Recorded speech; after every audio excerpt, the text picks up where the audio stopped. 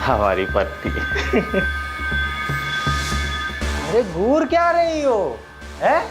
उनसे शादी करके भी ना हमको जबरदस्ती करनी पड़ती है। ये हमको वो सुकून देगी जो तुम हमको जिंदगी में कभी नहीं दे सकती। मैंने कभी सोचा भी नहीं था गणेश कि तुम ऐसे निकलोगे।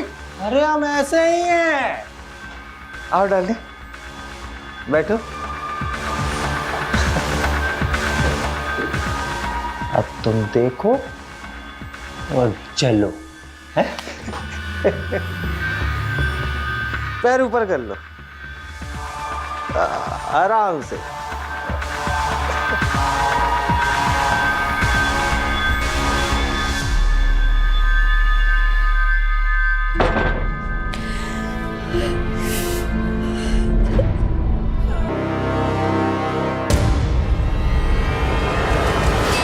क्या पूनम, बॉयफ्रेंड से बात हो रही थी? नहीं फूफा जी, बस ऐसे ही।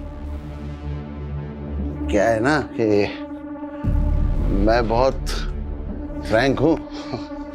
तेरी उम्र में लड़कियां जो है ना वो शादी से पहले ही फूफा जी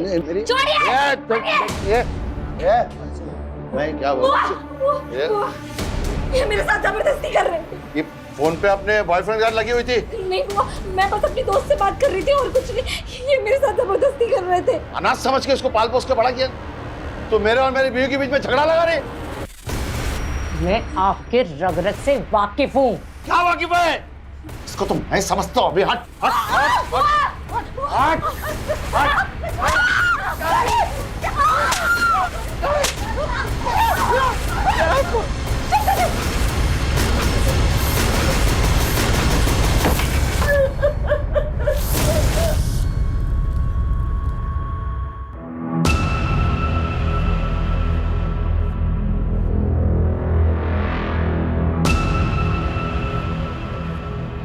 आप लोग इस घर में नहीं रह सकते। मैं घर सील करना होगा जब तक जांच पूरी नहीं होती। मेरा भाई यही नजदीक में रहता है, हम वहाँ चले जाएंगे।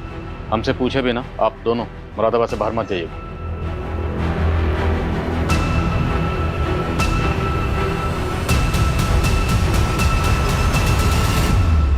मेरी जिंदगी नर्क बना दी तुमने। अब और नहीं, मैं सब कुछ खत्म कर दूंगी यार। देखिए, मैं एक वास्तु विशेषज्ञ हूँ। नीलू के घर की वो दीवार मुझे वास्तु के हिसाब से ठीक नहीं लगी, उचित नहीं थी, इसलिए तुड़वा दी। अब उसमें कंकाल निकल आया, उसमें मेरा क्या दोष है? और इस दीवार को तोड़वाने के लिए जो आप लेबर लेकर गए थे, हमने सुना वो सब आपके चेले थे। बिल्कुल, हमारे चेले थे। नीलू और उसका पति भी आपके भक्त हैं, लेकिन अब वो सारा दोष आप ही पे मर रहे हैं। उनका कहना है कि आप पहले से जानते थे कि दीवार में कंकाल है। हम कैसे जान जाएंगे कि उसमें कंकाल था? अगर जानते तो तुड़वाते क्यों? वो तो मुझे दिव्य ज्ञान से आभास हुआ था कि उस दीवार में कुछ अनिष्ट है, और उसी दिव्य ज्ञान से हमें आभास हुआ है कि नीलू के भाई अविनाश की दाढ़ी में तिनका है।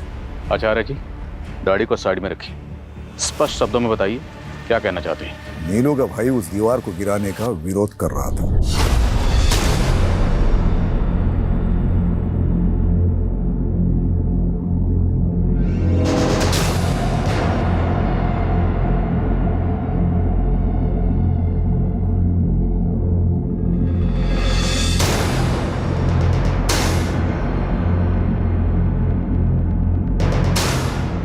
दीदी, ये सब क्या हो रहा है? दीवार में कुछ गड़बड़ है, कोई बाधा है इसमें। तोड़ दो इस दीवार। अरे बंद करो ये नाटक। ये क्या पागल बना रखा है मेरे दीदी और जीजा जी को। और दीदी, तुम क्यों इस पाखंडी के चक्कर में पड़ी हुई हो? ये तो अपनी दक्षिणा ले जाएगा, और इसके कहने पे तुमने तोड़फोड़ करवा दी ना, तो फालतू के खर्चे में आ जाओगी। ये लो, तुम्हारे भाई को हमारा अपमान करने के लिए बोला यहाँ पर। अरे चुप करिए आप। चुप करो अविनाश। अगर गुरुजी के खिलाफ एक शब्द भी बोला ना तो मुझसे बुरा कोई नहीं होगा। चुप। आपने भी कुछ हम उल्टे सीधे काम नहीं किए। हवन में नीलू और उसके पति को हाथ काटकर खून डालने के लिए कहा। क्या नौटंकी थी वो? नौटंकी नहीं है, पूजा की विधि है। बलि तो नहीं चढ़ा सकते, तो सांकेतिक रूप से उस पूजा को संपन्न किया, कोई गुनाह है? और अगर हमें आपके खिलाफ कुछ मिला तो आपके सारे दोष दूर कर दूंगा। हमसे पूछे बिना शहर से बाहर मत जाइए। उचित होगा।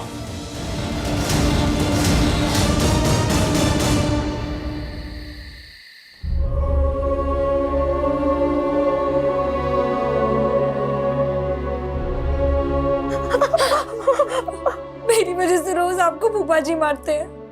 इससे जब मैं कहीं चली जाती हूँ सच में तू कहीं नहीं जाएगी और मेरे रहते हुए आदमी तुझे हाथ भी नहीं लगा सकता। वाह शांति, वाह, कितनी महान है तू। हाँ, बहुत महान है। गैरों को भी अपना बना लेती है तू, लेकिन मैं किसी पे एहसान करता हूँ तो पूरा वसूल करता हूँ। अरे इसी करू के वजह से ना भगवान ने कभी अपनी औलाद नहीं दी हमें। तेरे को उसको बेटी बनाने का है ना, बनाओ। तो तुम दोनों को इधर चैन से रहने गए तो मेरी बात मान लो, घर की बात घर में ही रहेगी। हट हट हट अगर दोबारा इसे हाथ लगाए ना तो मैं तुम्हें अंदर करवा दूंगी। बोला था ना दीदी, उस गुरुजी के चक्कर में दीवार मत गिरवाओ। अब कंकाल निकल गया ना, अब पुलिस आप लोगों का आगा पीछा खंगालने में जुट जाएगी। आपको पता है उस दीवार में किसको मार के गाड़ा गया था? हमें कैसे पता होगा? अरे हमको तो हमारे घर से निकाल दिया पुलिस वालों ने, पूरा घर सील कर दिया उन्होंने। घर तो सील करेंगे ही, और अब आप लोग यहाँ रहोगे तो पुलिस वाले यहाँ भी आएंगे।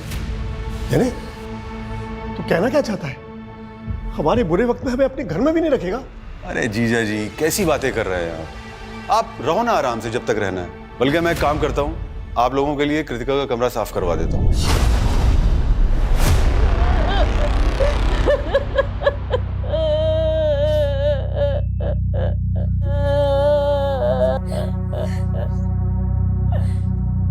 संभाल अपने आप को। लेकिन कल रात को तो तुम्हारे घर से बहुत शोर आ रहा था, और आज अचानक से भाई साहब को वो हार्ट अटैक आया उनको।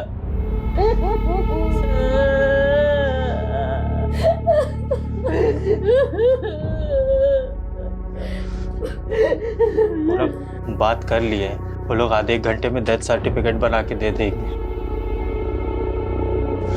चलिए अब अंतिम संस्कार की तैयारी करते हैं।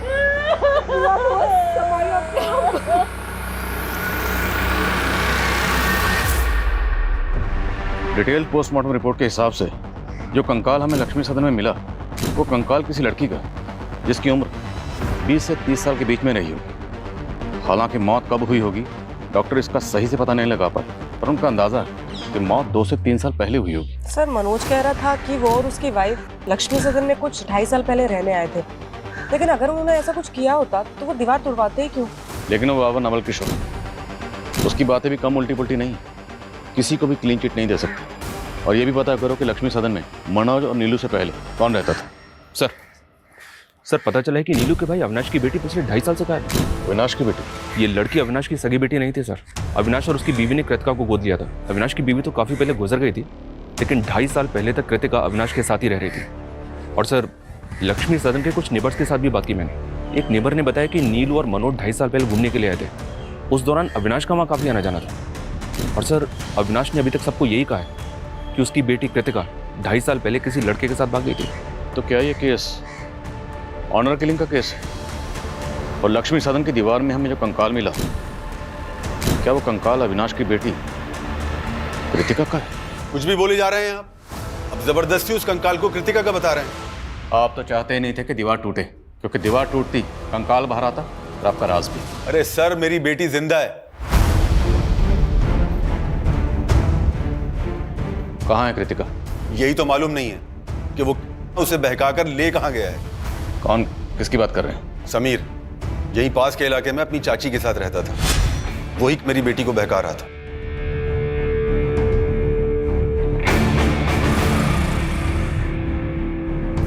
कृतिका मैंने तुझे कितनी बार समझाया है उस लड़के से दूर रहा कर। पर पापा समीर में बुराई क्या है? वो लड़का हमारी बिरादरी का नहीं है। मैं ये सब में नहीं मानती पापा। उस लड़के ने कृतिका का दिमाग खराब कर रखा था, और वही हुआ।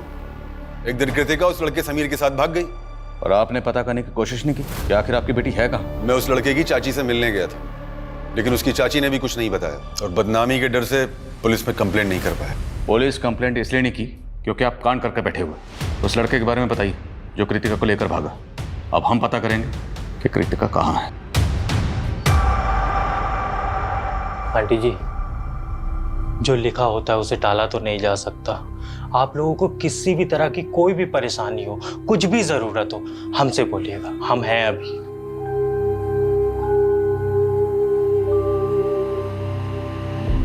मुझे अपनी परवाह नहीं है गणेश बेटा। मुझे तो बस पूनम की चिंता हो रही है। वो इस घर में अपने फूफा के साथ सुरक्षित नहीं थी। ये दुनिया ऐसे जानवरों से भरी पड़ी है।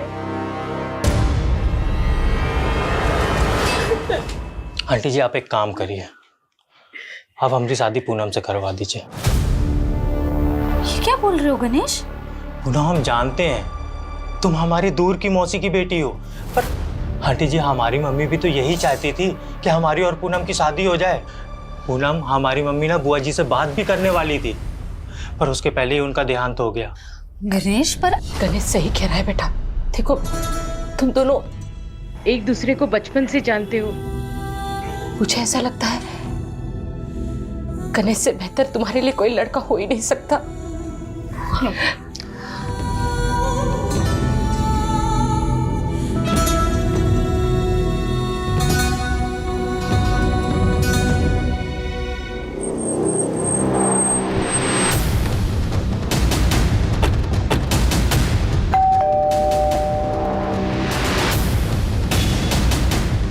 समीर यहीं रहता है?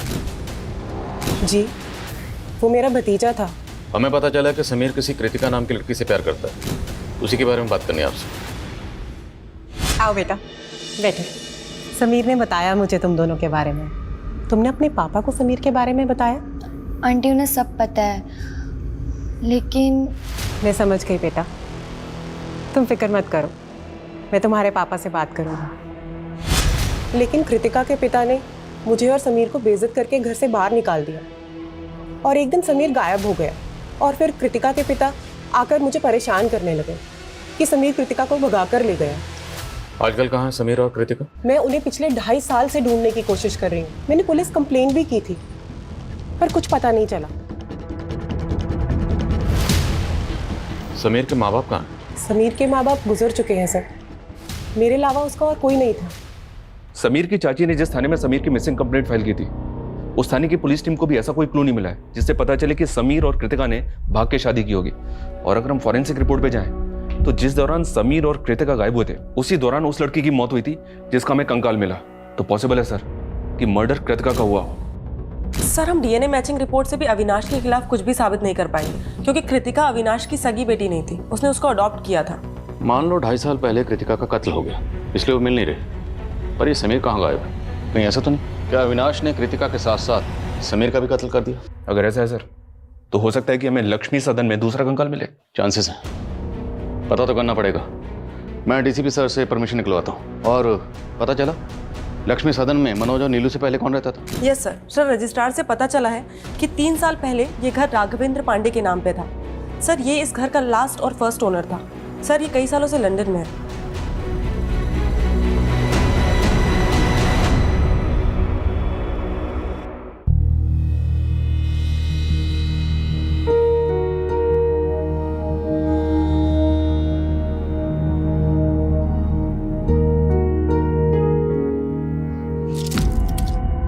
शराब पी रखी है? अरे वो हमारे दोस्तों ने थोड़ा लिटिल पिला दिया। तुमने मुझे पहले क्यों नहीं बताया कि तुम शराब पीते हो? अरे इसमें बताना क्या है, जमाना पीता है भाई। जमाना पीता हो चलेगा, लेकिन मुझे बिल्कुल पसंद नहीं है। तुम्हें मालूम है ना, इसी की वजह से फूफा जी ने मेरे साथ। अरे तो हमने तुमको बचा लिया ना तुम्हारे फूफा जी से। चलो अब हमारा मूड मत ऑफ करो, आज हमारी फर्स्ट नाइट है भाई। आज गणेश, तेरी इतनी औकात? गणेश छोड़ो।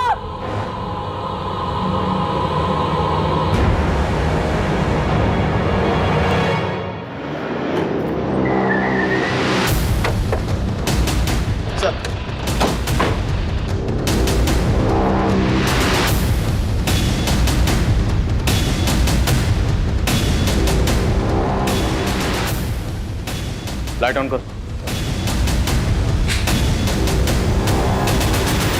पूरे घर को अच्छे से स्कैन करिए, एक एक कोना।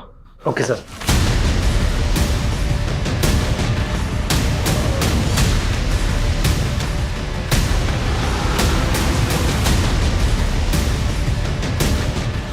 सर, कुछ नेबर्स ने बताया 2.5 साल पहले इस घर में एक मेड काम करती थी जो अचानक से गायब हो गई। कौन मेड? सर, संजना नाम था हमारी मेड का। लेकिन आप उसके बारे में क्यों पूछ रहे हैं? हमें पता चला है कि आप उसके साथ कुछ अच्छा बर्ताव नहीं करते थे। मेरी जिंदगी नर्क बना दी तुमने। अब और नहीं, मैं सब कुछ खत्म कर दूंगी यार। तकरीबन 2.5 साल पहले उसने मोहल्ले में तमाशा किया था।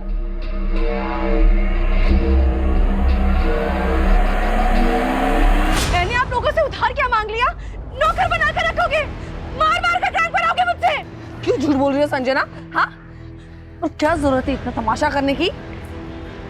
देख संजना, तमाशा मत कर बेकार में। जो भी तुझे कहना है अंदर जाके कर। चल। एक नंबर की नौटंकीबाज औरत थी वो। तिल का तार बना के रखा था उसने। इसलिए आपने कंकाल बना दिया उसे? ये कैसी बातें कर रहे हैं आप सर? हमें पता चला कि उसके बाद से ही वो गायब है। लेकिन सर उसके बाद तो वो अचानक काम छोड़ के अपने गांव चली गई थी। तब तो गांव में मिलनी चाहिए। एड्रेस बोलिए गांव का। सर, एड्रेस तो नहीं है हमारे पास। जिस एजेंसी के जरिए उसको काम पर रखा था, उस एजेंसी का एड्रेस तो होगा। नहीं सर, किसी एजेंसी के थ्रू हमने काम पर नहीं रखा था उसे। वो खुद ही घर आई थी काम मांगने के लिए। कहती थी मंजुलापुरा में कहीं रहती है, लेकिन वहाँ एग्जैक्टली कहाँ ये हमें नहीं मालूम सर। ठीक, फोन नंबर बोलिए उसका। सर, उसके पास फोन नहीं था।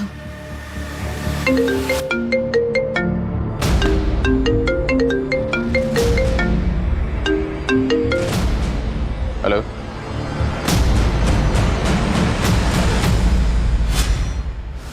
मेरी जिंदगी नर्क बना दी तुमने। अब और नहीं, मैं सब कुछ खत्म कर दूंगी यार। संजना, क्या कर रही है तू ये?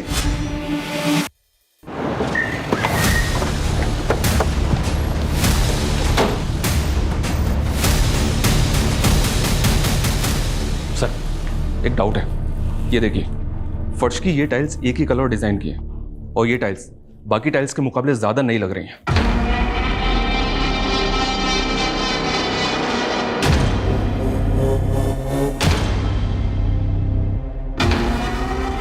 खुदवाओ।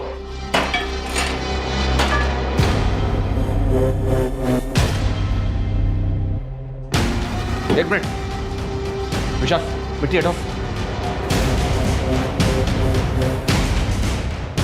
सर, एक मिनट जल्दी। ये देखिए सर, एक और कंकाल।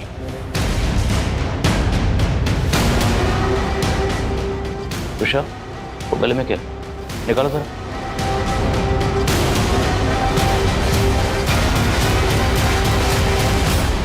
शर्मा, सब जगह खुदवाओ। पता नहीं और कितने राज दफन है इस लक्ष्मी सदन में।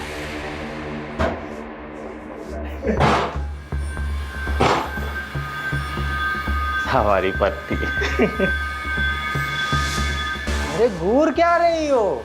है? उनसे शादी करके भी ना हमको जबरदस्ती करनी पड़ती है। ये हमको वो सुकून देगी जो तुम हमको जिंदगी में कभी नहीं दे सकती। मैंने कभी सोचा भी नहीं था गणेश कि तुम ऐसे निकलोगे। अरे हम ऐसे ही हैं। आओ डाल दे, बैठो। अब तुम देखो और चलो। है? पैर ऊपर कर लो, आराम से।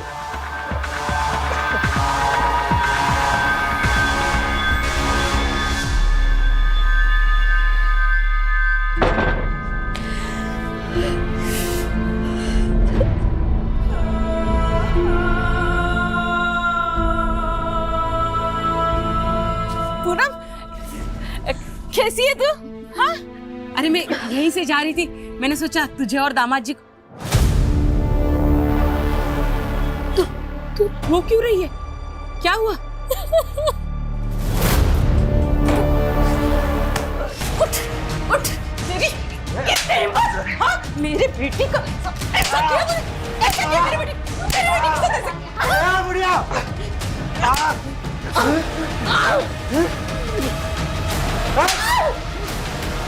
ये मेरी माँ पे हाथ उठाया। तुझे तो मैं बताती हूँ, तू रुक। छोड़ना मत।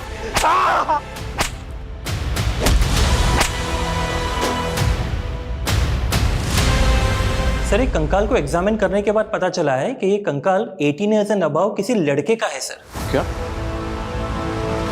तो डॉक्टर, क्या लड़के की मौत भी उसी दौरान हुई होगी जिस दौरान लड़की की मौत हुई, जिसका कंकाल हमें लक्ष्मी सदन की दीवार में मिला? हो सकता है सर, मैं आपको डिटेल रिपोर्ट जल्दी सेंड करता हूँ। ये चेन हमें कंकाल पे मिली थी। क्या समीर ऐसी चेन पहनता था? नाम मुझे ठीक से याद नहीं आ रहा है, पर आप ये सब क्यों पूछ रही हैं? देखिए, हमें लगता है कि कृतिका के साथ साथ समीर का भी मर्डर हुआ है। पहले आप उस पर कृतिका के मर्डर का इल्जाम लगा रहे थे, अब दूसरा कंकाल मिल गया तो समीर समीर कर रहे हैं। क्या सबूत है कि दोनों कंकाल समीर और कृतिका के हैं? अबे ओए, सबूत तो इस बात के भी नहीं मिले कि समीर और कृतिका जिंदा हैं। सर, मैं कह रहा हूँ ना कि मैंने उन्हें नहीं मारा है। आप मेरा यकीन क्यों नहीं करते? हम यकीन नहीं करते, तोड़ाई करते हैं जब तक मुजरिम सच नहीं बोलता। अभी तक आपकी मेट संजना का कुछ पता नहीं चला, हम उसे ढूंढ ही रहे हैं, और अब लक्ष्मी सदन में दूसरा कंकाल मिला। अब ये तो कहना मत कि आप लोग इस बारे में कुछ जानते ही नहीं। सर, हम सचमुच कुछ नहीं जानते।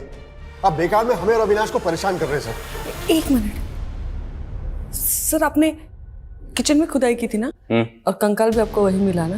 जी सर, अब तो मुझे पूरा यकीन है सर कि ये काम जरूर उन लोगों का है जो हमसे पहले वहां रहते थे, क्योंकि जब हम वो घर देखने गए थे तब हमने भी देखा था कि किचन की टाइल्स अलग अलग है, और हमने इसके बारे में एजेंट को भी बोला था। कौन एजेंट? शेखर यादव सर। राघवेंद्र पांडे ने उसी एजेंट को घर की चाबी दे रखी थी। ये देखिए सर,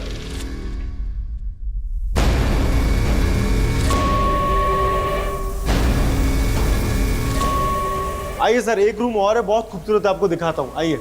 एक मिनट। क्या हुआ सर? ये फर्श तो बहुत अजीब ढंग से बनी हुई है, ना टाइल्स मैचिंग है ना ठीक से लगे हुई है। अरे सर, बहुत छोटी सी चीज़ है, डोंट वरी, सब हो जाएगा आज। एक मिनट, लेकिन डील फाइनल करने से पहले हमें ओनर से मिलना है। हाँ जी बिल्कुल, पर वो फिलहाल तो लंदन में सर। उनका ये कहना है कि एक बार जैसे ये डील लॉक हो जाती है तो रजिस्ट्रेशन के लिए इंडिया आ जाएंगे। सर, ओनर तो सिर्फ डॉक्यूमेंट साइन करने के लिए आया था सर, लेकिन उस वक्त लक्ष्मी सदन का करता धरता ये एजेंट शेखर यादव ही था। क्या सर, लक्ष्मी सदन में 2 कंकाल मिले हैं? ओ एजेंट, हमारे साथ ड्रामा मत कर। लक्ष्मी सदन का सौदा तुमने करवाया था ना? सर, मैंने करवाया था, पर इस बात को 2-3 साल हो गए हैं। एग्जैक्टली। ये जो मर्डर हुआ है ना, वो भी 2-3 साल पहले ही हुए। उस घर के पहले मालिक राघवेंद्र पांडे ने जाने से पहले चाबी तेरे हवाले की थी। लक्ष्मी सदन की चाबी 24 घंटे तेरे पास रहती थी, और जहाँ किचन में कंकाल मिला है वहाँ की टाइल्स बदली गई, और मनोज और नीलू ने तुझे इस बारे में बताया भी था। नहीं सर, मुझे इस बारे में कुछ नहीं बताया था सर। हो सकता है ये मनोज और नीलू ने ही टाइल्स बदल दी हो, या हो सकता है ये फर्स्ट ओनर और सेकंड ओनर ने ये सब कांड किए हो। फर्स्ट, सेकंड, थर्ड जितने भी ओनर सबको घसीटेंगे। तो ये बता, लक्ष्मी सदन में किसकी लाश गाड़ कर राघवेंद्र पांडे लंदन भागा? सर, मुझे क्या मालूम सर, मैं बस इतना बता सकता हूँ कि ये राघवेंद्र पांडे एक अय्याश किस्म का आदमी था। उसने मुझे लंदन जाने से पहले करीब 3.5 साल पहले अपना घर बेचने के लिए कहा था। उसके बाद मैं जब भी उससे जाके मिलता था तो हमेशा नए लड़के लड़कियों के साथ रहता था। उस दौरान ये अकेला रहता था सर। अरे शेखर, कैसा है? मैं अच्छा हूँ सर, आप कैसे हैं? बस बढ़िया, बैठना। नहीं सर, थैंक ड्रिंक। अरे नहीं सर, मैं ये कह रहा था, वो एक पार्टी से बात की थी आपके घर के लिए, तो 70 लाख रुपए बोल रहे हो। 85 लाख रुपए से 1 रुपया कम नहीं लूंगा सर। उसके 2 दिन बाद ये मेरे ऑफिस आया और कहने लगा कि लक्ष्मी सदन 70 लाख में बिकवा दो, लेकिन सर तब तक वो पार्टी दूसरी डील कर चुकी थी। उसके बाद उसने चाबियां दी और लंदन चला गया, बोला कि जल्द से जल्द बिकवा दूं। बोला शर्मा। सर, रसोई के दूसरे हिस्से में एक और कंकाल मिला है। तीसरा कंकाल? जी हाँ सर, देखते ही देखते double murder case triple murder में बदल गया सर। तुमसे बात करके ना मैं सब कुछ भूल जाती हूँ। मेरे सारे दुख, सारी परेशानियाँ सब एकदम से गायब हो जाते हैं। हम तुम्हारा हर दुख अपना बना लेंगे, बस एक बार हाँ कह दो। मुझे लगता है कि मैं तुमसे प्यार करने लगी हूँ। रिपोर्ट से साफ है कि पहला कंकाल 20 से 30 साल की लड़की का है, दूसरा 20 से 30 साल के लड़के का, और तीसरा 3 से 5 साल के बच्चे का। और इनके अलावा अभी तक और कोई कंकाल हमें नहीं मिला सर। अभी तक हमें ऐसा लग रहा था कि समीर और कृतिका का मर्डर हुआ होगा, लेकिन बच्चे का कंकाल मिलने के बाद ऐसा लग रहा है जैसे किसी कबल के साथ साथ उनके बच्चे का भी मर्डर हुआ होगा। शर्मा मत भूलो, नीलू और मनोज की मेड संजना भी गायब। हमारे जितने भी सस्पेक्ट हैं उनमें से हम किसी को भी क्लीन चिट नहीं दे सकते। फिलहाल इन तीनों विक्टिम्स की पहचान पता करने पर जोर दो। एक बार इनकी पहचान हो गई तो इस केस की चाबी हमारे हाथ में होगी। मैं कम इन सर? कम इन। सर, मैंने लक्ष्मी सदन के पहले ओनर के बारे में पता किया है। राघवेंद्र अपनी बीवी नेहा और 5 साल के बेटे के साथ रहता था। सर, उनका एक सर्वेंट भी था। सर, लोगों का कहना है कि राघवेंद्र की अय्याशी की वजह से उसकी वाइफ से उसका बहुत झगड़ा होता था। शर्म करो राघव, एक बेटा है हमारा और तुम्हारी अय्याशी की खत्म ही नहीं होती। ज्यादा चिल्लाने की जरूरत नहीं है, वरना क्या कर लोगे? क्या कर? राघव, छोड़ मुझे। साथ क्या कर रहे हो? अब तू ज्ञान देगा मुझे, तू ज्ञान देगा मुझे, तू देगा ज्ञान। सर, 3.5 साल पहले राघवेंद्र के बीवी, बेटा और नौकर तीनों गायब हो गए। राघवेंद्र ने लोगों से कह दिया कि नौकर गांव चला गया और उसकी बीवी का किसी से एक्स्ट्रा मैरिटल अफेयर था, तो वो अपने बच्चे को लेकर उसके साथ भाग गई। तो क्या ये तीनों कंकाल राघवेंद्र की बीवी, बच्चे और उसके नौकर के भी हो सकते हैं?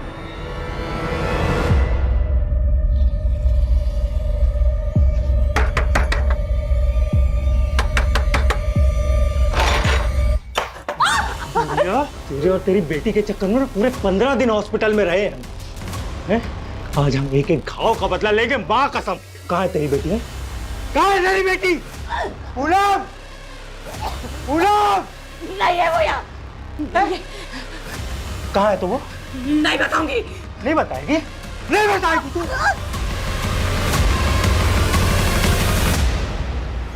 ठीक है राघवेंद्र जी, जरूरत पड़ी तो आपको फिर कॉल करूंगा। Thank you. इस राघवेंद्र को इंडिया बुलाना आसान नहीं होगा। कोर्ट से इसके प्रत्यर्पण की अर्जी हासिल करने के लिए हमें कोर्ट में अपनी दलीलें मजबूत करनी होगी। इस एजेंट शेखर को बुला, क्योंकि राघवेंद्र के लंदन जाने के बाद शेखर ने ही लक्ष्मी सदन में रेनोवेशन का काम करवाया था। सर, मैंने सिर्फ कॉन्ट्रैक्ट दिया था रेनोवेशन का।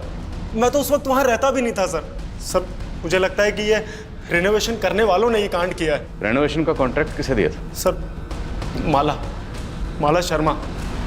सर, हमने एकदम बेस्ट क्वालिटी का मटेरियल यूज किया है, ऐसे कैसे डैमेज हो गया? चिल्लाओ मत, हमने पूरी कमिटमेंट के साथ हमारा काम किया है। अब मेरी पेमेंट में से 1% भी काटा ना तो 100% वसूलूंगी, समझे? You don't know who I am.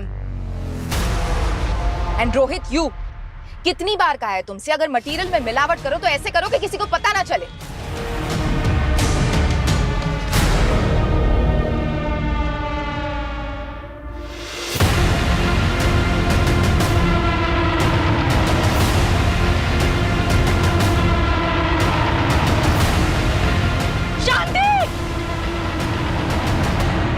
मानती हूँ लक्ष्मी सदन के रेनोवेशन का कॉन्ट्रैक्ट मैंने लिया था, लेकिन किसी मर्डर से मेरा कोई लेना देना नहीं है। तो इतना तो मानती है ना कि लक्ष्मी सदन में आपने रेनोवेशन किया था?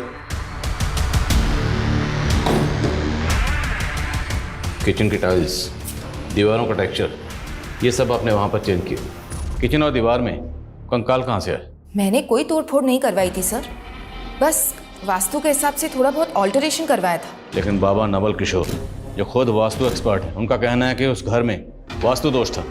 नवल किशोर बाबा? आप जानती हैं उसे? जी, उनसे मैं वास्तु की टिप्स लेती हूँ और लक्ष्मी सदन के लिए भी उन्होंने सजेशंस दिए थे।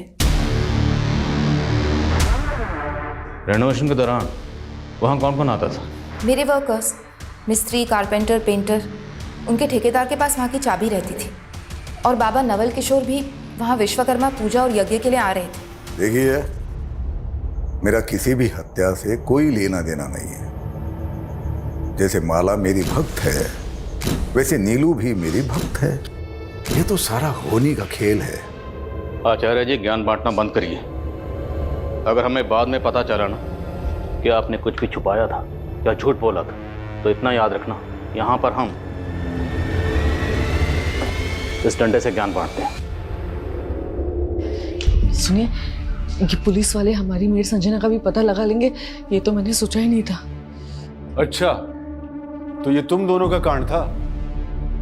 अपनी मेड को मार के घर में गाड़ दिया और पुलिस मेरे पीछे पड़ी हुई है। तो तू कौन सा कम है?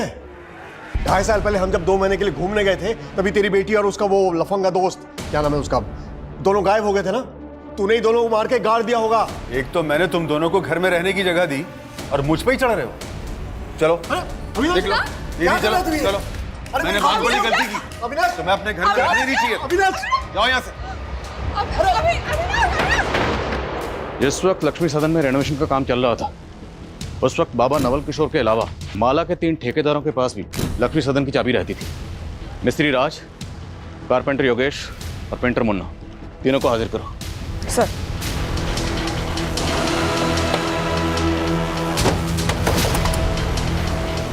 राजमिस्त्री। हाँ मैडम। चल। अरे मैडम क्या हुआ? अरे चल।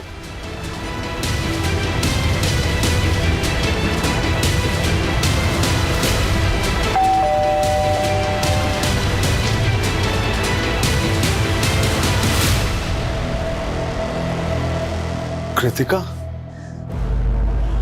पापा, हमें हमारे दोस्त से पता चला है कि आपको पुलिस बहुत परेशान कर रही है। भले ही हमने आपकी मर्जी के खिलाफ शादी की थी, लेकिन मैं भूल नहीं सकती कि मुझ जैसे अनाथ को आपने पाल पोस के बड़ा किया है। इसीलिए हमने फैसला किया है कि हम पुलिस की गलतफहमी दूर करेंगे।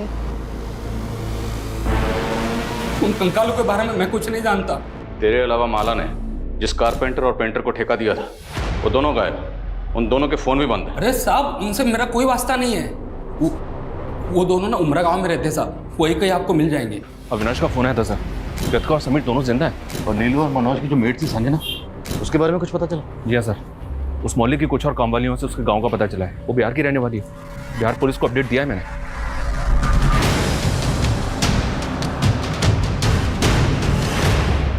सर मुझे पता चला कि आप लोगों ने मुझे इंडिया बुलाने के लिए कोर्ट से एक्सट्रेडिशन रिक्वेस्ट फाइल की है, और मैं नहीं चाहता कि इस वजह से मेरी यूके सिटीजनशिप में कोई खतरा पैदा हो।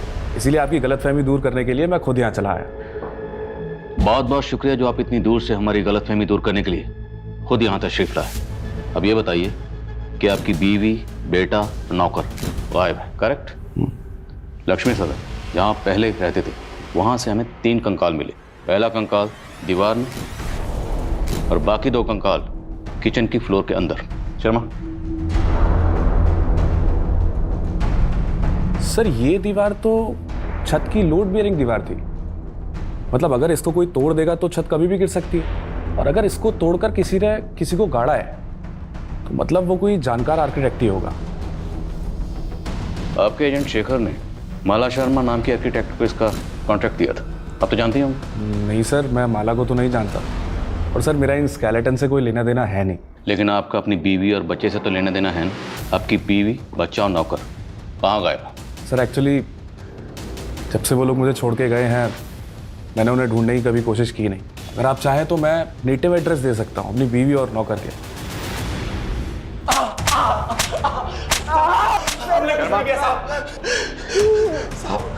हमने कुछ नहीं किया साहब, हम तो मामूली से पेंटर और कारपेंटर हैं। तो गायब क्यों हुए थे? साहब हमें काम नहीं मिला, इसलिए हम गांव चले गए थे।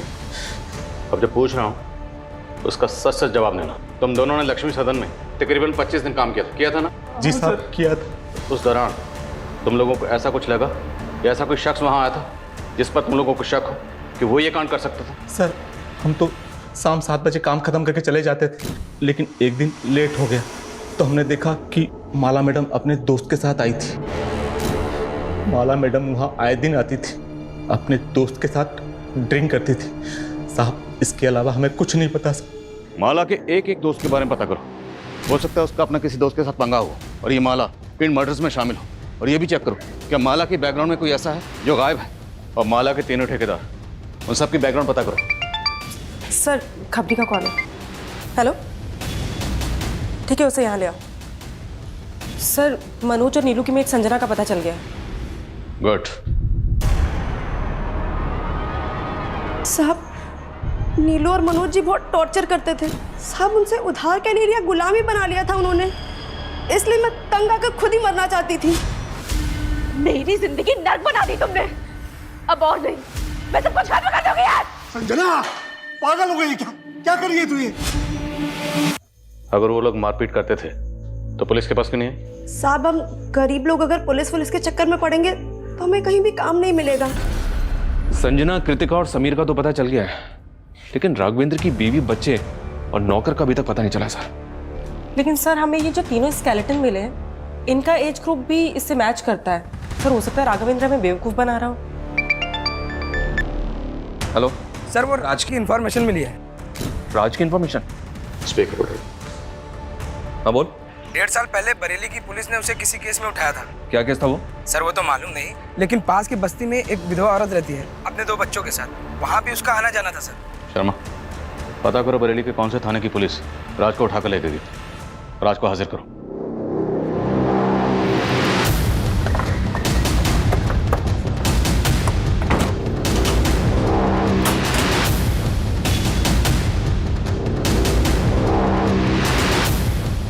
number you are trying to call is currently switched off.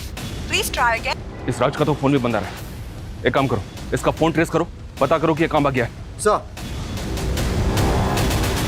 वो विधवा औरत कौन है जिसके पास राज का आना जाना था? सर ये पास की बस्ती में रहती है। सर मैं नहीं जानती राशिद कहाँ है।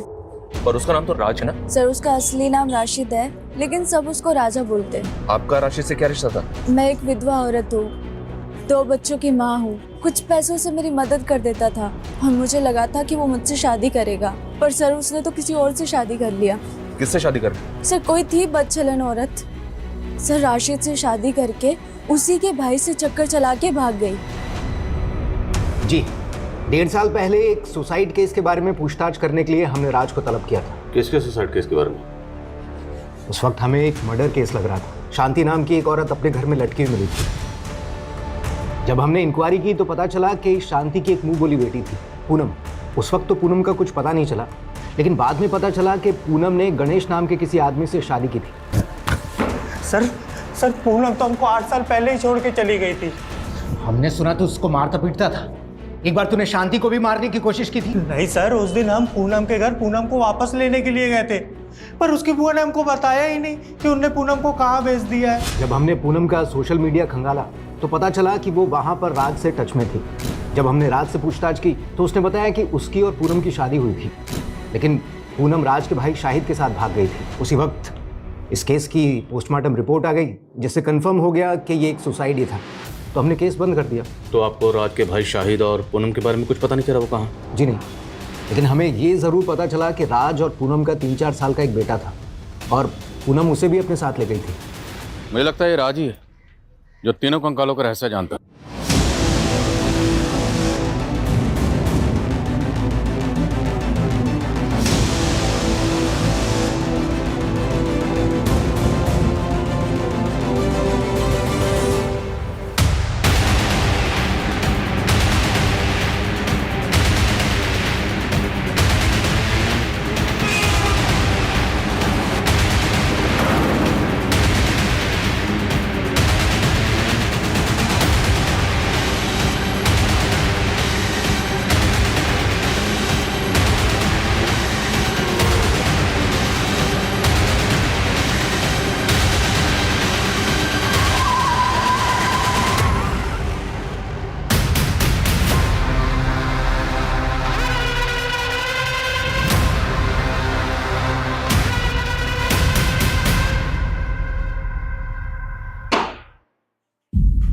राज उर्फ राशिद, तेरे इस राज से पर्दा उठ चुका है।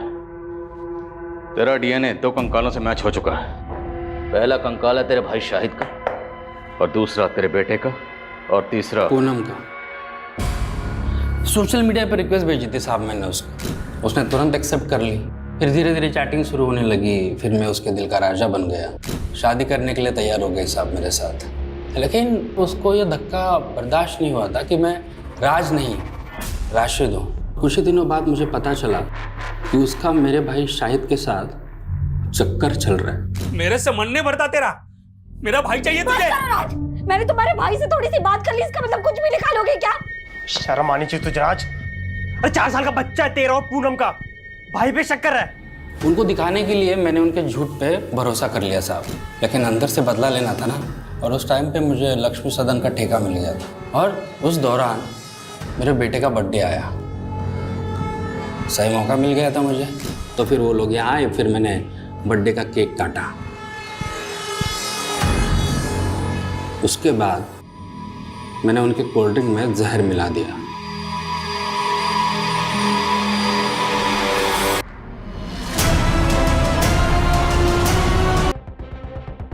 फिर मैं सबको बोला कि मेरी बीवी पूनम और मेरा बेटा शाहिद के साथ कहीं भाग गए हैं। और फिर एक बार मैं एक नए हमसफ़र की तलाश में जुट गया साहब। नया हमसफ़र मतलब नया आशिका। शर्मा, आशिक का जनाजा है, जरा धूम से निकलना चाहिए।